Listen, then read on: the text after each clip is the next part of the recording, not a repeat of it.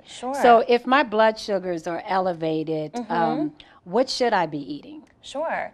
So I do like to use this My Plate graph just to kind of help with meal planning. Okay. So it is important for everybody to have all of the food groups.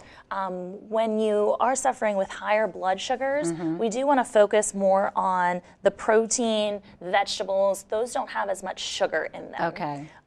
Whereas the ones on the top here, the fruits, the grains, the dairy, all contain sugar. Okay. Doesn't mean you can't have those. It's just really important to be aware. Okay. I know that there's a lot of, let's say, smoothies that boast that they put a pound of fruit into that smoothie, which is great. It's all natural sugar. But again, a pound of fruit, that's a ton of sugar. Yes. And if your blood sugars are elevated, it's just going to impact them in more of a negative way. Okay. So it's really about keeping that blood sugar steady. So if you have elevated blood sugars or diabetes, it's the same thing. We just want to keep you on that consistency. So again, eating throughout the day, because if you're eating 2 large meals, the amount of sugar in those meals is going to be a lot higher than if you had spread it out throughout the day.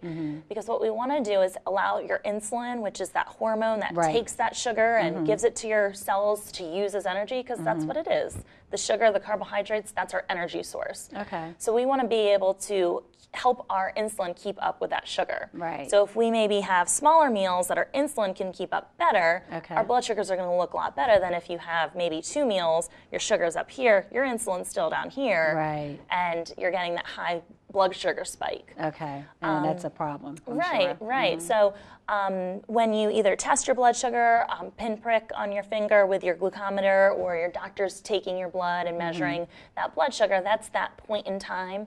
But they're also looking at that A1C, and that A1C is over 3 months. Okay. So it's like 24 hours a day, 7 days a week, what your blood sugar is. So you can't outsmart the A1C. It's gonna, it's a very, very true number because it's that average. So that's what we're really looking at, to make sure that's in a healthy, normal range. Okay.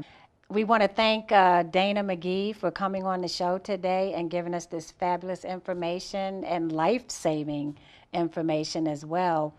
Make sure you check out the credits to find out how you can contact her and her staff and everyone that can help us with eating the right things.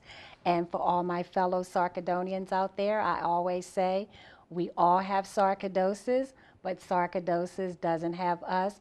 Be well, live your life, stay positive, and until next time, we'll see you again, and thanks for watching.